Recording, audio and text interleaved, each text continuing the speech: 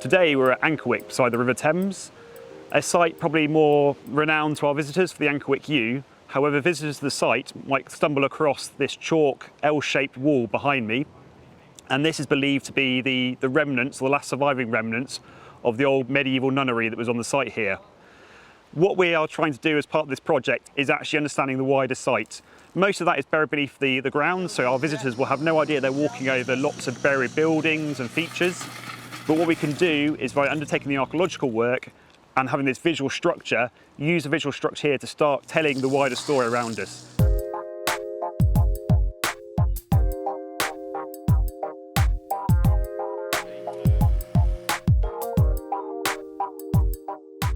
We're a couple of scrapes in at the Ankerwycke site, and we've just uncovered our first piece of archaeology, which is this worked flint blade.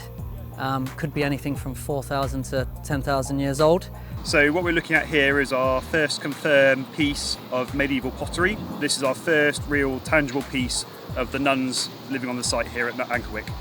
So on day one of this dig, there was indications that there was the wall of the cloisters just here, and on day two we have discovered this wall that runs down here. In this exploratory slot here, we've been picking out some rather large pieces of roof tile, and they have essentially they're rectangular tiles in very much the same vein as how they're used today. So the next one would overlay like so. We detect on the spoil heaps. We go through when the dig has been in, and then when the buckets and wheelbarrows are emptied out, we go through it to see what we can find. This is a thimble, probably 13th, 14th century. I think it's probably known as a beehive thimble. At the western end of the trench, there is a brick-built Tudor wall, and it's probably the retaining wall for the garden. What have you found, Stuart? It's a floor tile from one of the buildings at the nunnery. It's very small, but there's a wonderful intricate pattern on it.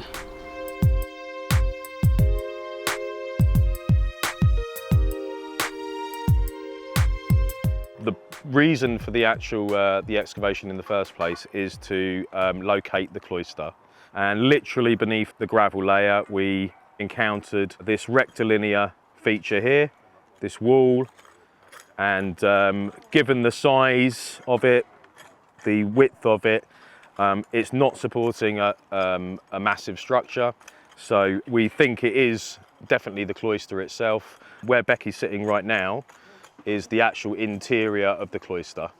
You would have the church to the north of this, and the rest of the buildings are all connected to the cloister itself.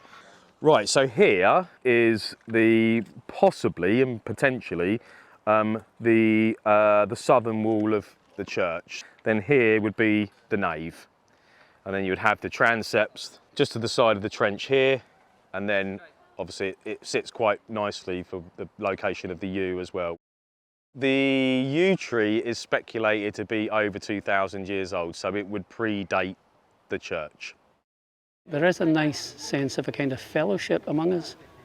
You know, none of us knew each other before this project, and we probably won't see each other afterwards.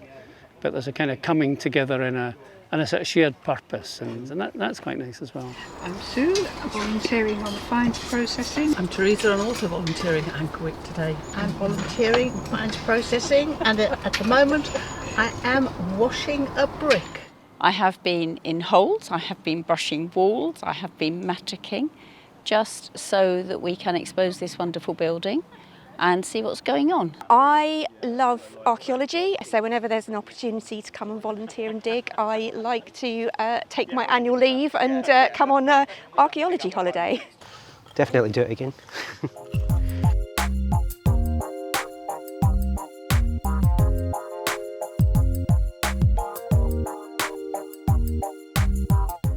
So that's it for us here on site. This dig's been part of the Runnymede Explored project, and to keep up with that, all you need to do is go to the Runnymede National Trust website. On there you'll find out all about what we've learnt, what we're learning, what we're doing, any activities that you can get involved with, because it's with your support that we're able to fund projects like this and keep these places safe for everyone forever. You can always check out the National Trust Archaeology Facebook page or the National Trust Archaeology Instagram page. All of our upcoming events, volunteering opportunities, and again, all of our insight on many of our sites will be on there for you.